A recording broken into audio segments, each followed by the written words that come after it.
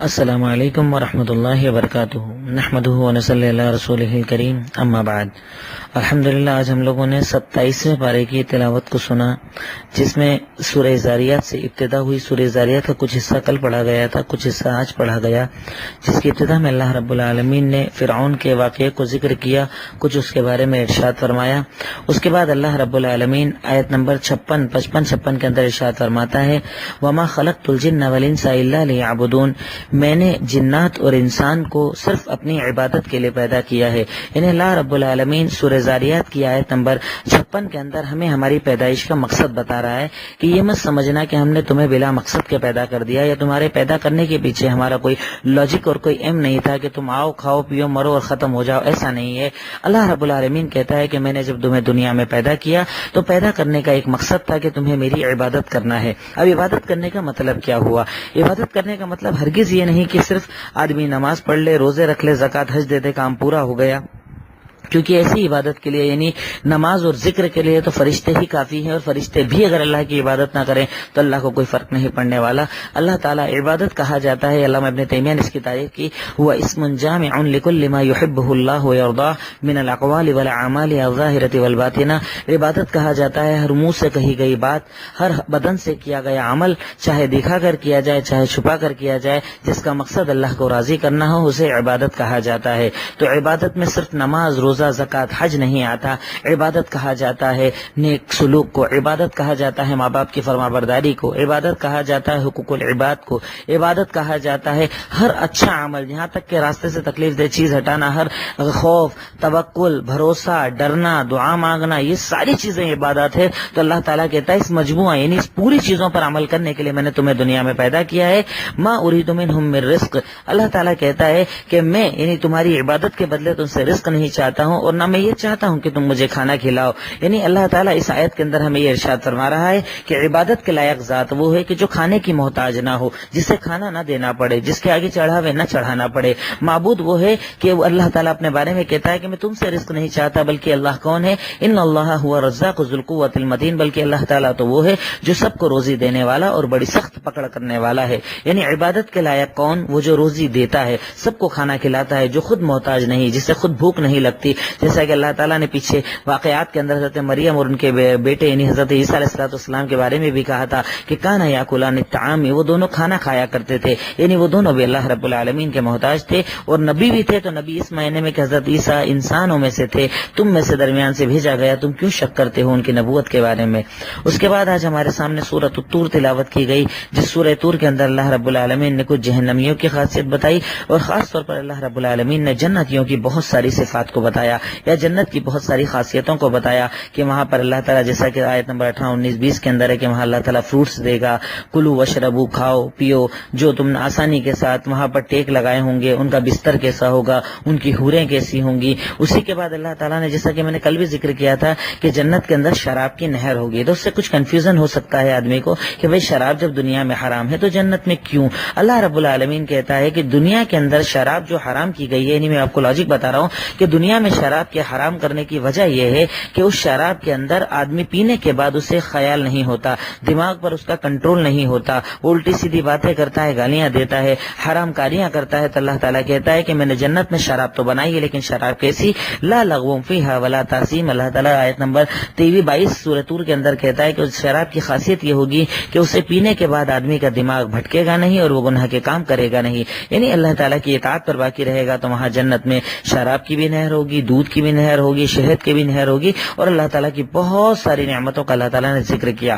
ان نعمتوں کے ذکر کرنے کے بعد اللہ تعالیٰ کہتا ہے کہ وہ کفار جو اللہ کا انکار کرتے ہیں، ام خلقوا السماوات والارض بل لا یوقنون، کیا ان لوگوں نے آسمان اور زمین کو بنایا ہے؟ کیا ان لوگوں نے یعنی خود اپنے آپ کو پیدا کرنے کی طاقت نہیں رکھتے، پھر کس چیز پر اکڑتے ہیں؟ کیا ان کے پاس زمین کے خزانے ہیں؟ کیا وہ زمین کی حکمرانی رکھتے ہیں؟ کیا ان کے پاس کوئی ایسی سیڑھی ہے کہ وہ آسمان تک جاتے ہیں اور خبروں کو لے کر آتے ہیں؟ کیا ہے ان کے پاس؟ کیا ہے انسانوں کے پاس؟ آیت نمبر 25, 26, 27 میں اللہ تعالیٰ چیلنج کرتا ہے کہ جب تم خود کچھ نہیں تھے، ماں کے پیٹ میں پیدا ہوئے، تو تم اب کیسے اتنے بڑے قدرت والے ہو گئے کہ اللہ کا انکار کرتے ہو؟ اس کے بعد سورہ نجم تلاوت کی گئی.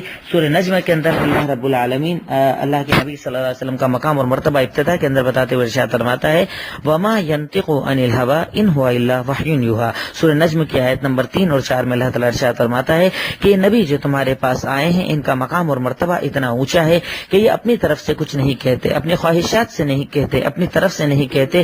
یہ جو کہتے ہیں وہ رب العالمین کی طرف سے وحی ہوتی ہے، اللہ کا کلام ہوتا ہے. اللہ رب العالمین نے انہیں چنا ہے، انہیں وہ مقام اور مرتبہ دیا ہے کہ اللہ تعالیٰ نے ایک تو وحی نازل کی جو قرآن ہے، یعنی قرآن کی شکل میں وحی ہے، اور ایک وحی وہ ہے جو اللہ کے نبی صلی اللہ علیہ وسلم کی زبان سے جاری ہوتی ہے. یعنی اللہ کے نبی صلی اللہ علیہ وسلم جو کہتے ہیں وہ اللہ تعالیٰ کا کلام ہوتا ہے. رب العالمین نے یہ مقام اور یہ مرتبہ صرف اور صرف ہمارے نوراق کے نبی محمد الرسول اللہ صلی اللہ علیہ وسلم کو عطا کیا، ان کے علاوہ یہ مقام کسی کو نہیں دیا گیا. اس کے بعد اسی صورت کے اندر اللہ رب العالمین آگے ارشاد فرماتا ہے کہ رب کون ہے، رب العالمین کون ہے. اللہ تعالیٰ ارشاد فرماتا ہے آیت نمبر 43-44 کے اندر کہ انہ ہوا اضحک و ابکا، اللہ وہ ہے جو ہنساتا ہے اور رلاتا ہے. وانہ ہوا اماتا و احیا، اللہ وہ ہے جو مارتا ہے اور زندگی دیتا ہے. اللہ وہ ہے کہ جس نے ہر چیز کو جوڑے سے بنایا ہے، نطفے سے بنایا ہے، من نطفۃ نزا، نطفے سے اللہ رب العالمین نے ہر چیز کو بنایا ہے. تو رب العالمین بار بار نطفے کا ذکر کر کے، منی کے حقیقت قطرے کا ذکر کر کے ہمیں اس چیز کی طرف لے جانا چاہتا ہے، ہماری رہنمائی کرنا چاہتا ہے، یا ہمارا اٹینشن اس طرف لے جانا چاہتا ہے کہ انسان گھمنڈ کرنے کے پہلے، تکبر کرنے کے پہلے اپنی پیدائش پر تو غور کر لے. تو کچھ نہیں تھا، ایک حقیر پانی باپ سے نکلا، ماں میں داخل ہوا، اور اس پانی کو میں نے جمع کروایا، پھر اس سے خون بنایا، پھر گوشت کا لوتھڑا بنایا، پھر ہڈیاں پہنائی، اور تو انسان بن گیا. پھر تو میرا انکار کرتا ہے، میری شریعت پر اعتراض کرتا ہے، میرے بھیجے ہوئے قرآن کو نہیں مانتا. کیوں اتنا کرتا اور کیوں اتنا تکبر کرتا ہے؟ رب العالمین نے اسے ناپسند فرمایا ہے. اس کے بعد ہمارے سامنے سورۃ القمر تلاوت کی گئی. قمر نجم کہا جاتا ہے ستاروں کو، قمر کہا جاتا ہے چاند کو. چونکہ اللہ تعالیٰ یہ بتانا چاہتا ہے کہ چاند پھٹ جائے گا یا چاند پھٹا، وہ سب چیزیں بتانا رب العالمین کا مقصد ہے. اور اس میں اس واقعے کی طرف بھی اشارہ ہے کہ ابو جہل نے کہا تھا کہ چاند کے 2 ٹکڑے کر کے دکھاؤ. اللہ کے نبی نے اپنی انگلی سے اشارہ کیا اور چاند 2 ٹکڑے ہو گیا. اس کا بھی ذکر اسی کے اندر ہے. اللہ رب العالمین نے سورت کے اندر خاص طور پر ایک بات، یعنی کئی عذابوں کا ذکر ہے، قوموں کا ذکر ہے، لیکن ایک پیاری چیز جو بار بار دیکھنے میں آتی ہے وہ یہ اللہ تعالیٰ ارشاد فرماتا ہے، ایک آیت کو اللہ تعالیٰ نے کئی بار اس سورت کے اندر ریپیٹ کیا ہے، وَلَقَدْ يَسَّرْنَا الْقُرْآنَ لِلذِّكْرِ فَهَلْ مِن مُدَّكِرٍ. ہم نے قرآن کو بے شک آسان بنایا ہے. یعنی لقد، قد کا جو لفظ آتا ہے وہ 100% گارنٹی بتانے کے لیے آتا ہے کہ ہم نے 100% قرآن کو آسان کیا ہے ذکر کے لیے، نصیحت کے لیے. تو ہے کوئی نصیحت حاصل کرنے والا؟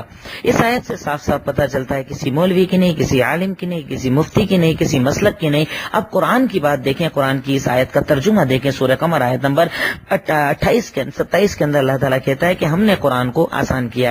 لفظی ترجمہ آپ کسی سے کروائیے تو یہ پتہ چلتا ہے کہ رب العالمین نے اپنے کلام کو آسان کیا ہے. اب اگر کوئی مولوی صاحب کہتے ہیں کہ قرآن کو سمجھنے کے لیے 17 علوم 18 علوم یہ چاہیے وہ چاہیے، تو انہیں آپ یہ بتائیے کہ ہمارا رب سورہ قمر میں ایک آیت کو کئی بار ریپیٹ کر کے ہمیں یہ بتا رہا ہے کہ قرآن آسان ہے. لیکن ہاں، قرآن مشکل ہے کن کے لیے؟ جو نصیحت حاصل نہیں کرتے، جو قرآن کو پڑھتے ہی نہیں. قرآن کو کب پڑھتے ہیں؟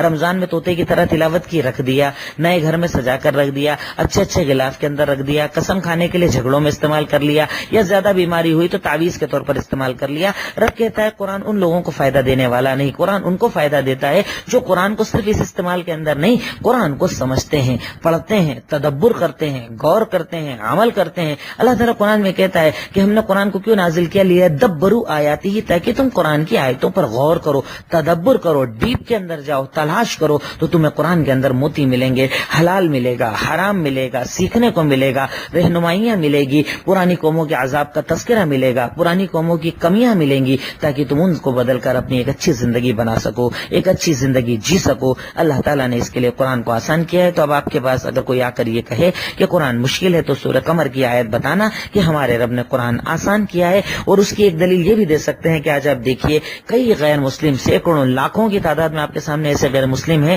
کہ جنہوں نے کبھی قرآن کو نہیں پڑھا.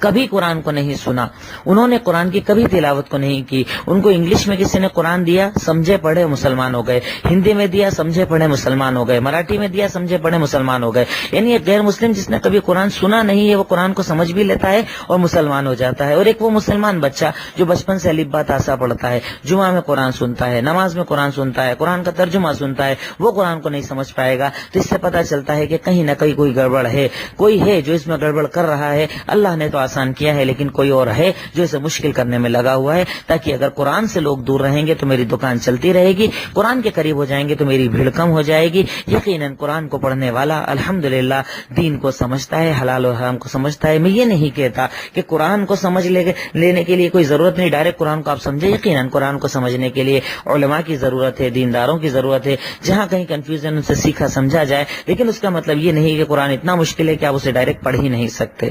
اس کے بعد آج ہمارے سامنے سورۃ الرحمن تلاوت کی گئی. بڑی پیاری سورت، بڑی پیاری آیتیں. اس میں ایک آیت کو اللہ تعالیٰ نے 31 بار ریپیٹ کیا ہے.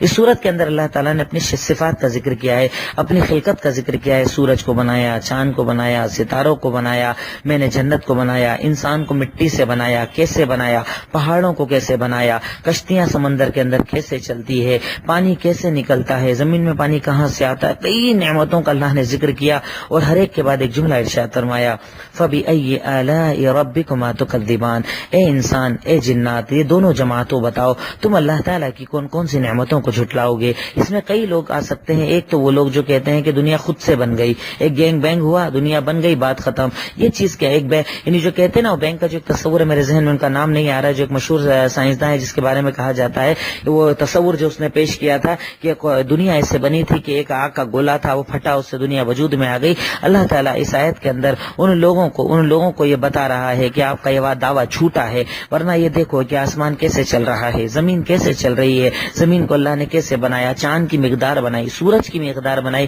یہ سارے باتیں اس بات پر دلیل ہیں کہ اس کا کوئی بنانے والا ہے. آج اگر اس ترقی کے دور میں کوئی آدمی یہ کہے، موبائل ہاتھ میں لے اور کہے کہ موبائل خود سے بن گیا، تو ہم اسے پاگل اور بیوقوف کہیں گے کہ موبائل خود سے نہیں بن سکتا. موبائل ہے تو مطلب کوئی بنانے والا ہے. تو سوچئے، اتنی بڑی کائنات، اتنی بڑی دنیا، یہ آسمان، یہ زمین، اتنی بڑی کائنات کیا بنا کسی بنانے والے کے وجود میں آ گئی؟ ایسا ہرگز نہیں ہے. اس کائنات کا بنانے والا ہے، اس کائنات کو وجود دینے والی ذات اللہ رب العالمین کی ہے، اور وہ ہمیں اپنی عبادت کی طرف لے کر آنا چاہ رہا ہے، عبادت کو بتانا چاہ رہا ہے کہ عبادت کی طرف آؤ، اللہ تعالیٰ کو مانو، اللہ تعالیٰ کا تصور اپنے دلوں کے اندر پیدا کرو. اس کے بعد سورہ رحمان کے بعد ہمارے سامنے آج الحمدللہ سورۃ الواقعہ تلاوت کی گئی. سورۃ الواقعہ کے اندر اللہ رب العالمین نے 3 طرح کے لوگوں کا ذکر کیا. ایک پہلے جنت میں جانے والے لوگ، دوسرے سیدھے ہاتھ میں جن کا اعمال نامہ دیا جائے گا یعنی جنتی لوگ، تیسرے جہنمی لوگ. اللہ تعالیٰ نے سورت کے اندر جنتیوں کی صفات، ان کو ملنے والی نعمتوں کا تذکرہ کیا کہ وہ ٹیک لگا کر بیٹھے ہوں گے، بڑے آرام سے بیٹھے ہوں گے، بچے ان کو ان کے کاس کے اندر جو چیزیں پینے کی ہے وہ پلا رہے ہوں گے، ان کو جانوروں کا جو گوشت پیش کیا جائے گا. کیا کیا نعمتیں جنت کے اندر ہوگی، اللہ تعالیٰ نے ان تمام کا ذکر کیا، کئی چیزوں کو ارشاد فرمایا. اور اس کے بعد اللہ کہتا ہے کہ سوچو، تم جو زمین کے اندر دانہ لگاتے ہو، اللہ اگر نہ اگائے تو کیا وہ اگ سکتا ہے؟ سوچو، اگر تمہارا پانی تو تم زمین سے نکالتے ہو، اللہ اگر اسے نیچے پہنچا دے تو کیا کوئی طاقت ہے جو زمین سے پانی نکال دے؟ ذرا سی گرمی بڑھتی ہے، بورنگ سوکھ جاتے ہیں. دنیا کی کوئی طاقت سارے جتنے لوگوں کو تم نے معبود بنا رکھا ہے سب کو ملا کر ایک ساتھ کھڑا کر دو، وہ زمین کا پانی اوپر نہیں لا سکتے. یہ طاقت یقیناً اللہ رب العالمین کی ہی ہے. اس کے بعد سورۃ الحدید تلاوت کی گئی. حدید کہا جاتا ہے لوہے کو. اللہ رب العالمین نے چونکہ سورت کے اندر لوہے کا ذکر کیا ہے، اس لیے اس سورت کا نام سورۃ الحدید رکھا گیا ہے. اس میں اللہ رب العالمین نے کئی چیزوں کا جہاں تذکرہ کیا، ابتدا کے اندر کچھ قوموں کا اور کچھ باتوں کا تذکرہ کرنے کے بعد اللہ تعالیٰ ارشاد فرماتا ہے آیت نمبر 12 کے اندر، یوم تری المؤمنین والمؤمنات، آپ دیکھیں گے کل روز قیامت کو کہ مومن مرد اور مومنہ عورتیں، ان کے آس پاس ان کا نور چل رہا ہوگا، ان کے سیدھے ہاتھ کی طرف نور ہوگا، ان کا نور ان کے آگے چل رہا ہوگا. یعنی اللہ تعالیٰ انہیں ایک ایسا نور دے گا کہ جس کی وجہ سے وہ صراط پر سے آسانی سے نکل جائیں گے. یقیناً یہ مومنوں کے لیے بہت بڑا انعام جو اللہ رب العالمین کی طرف سے ہوگا.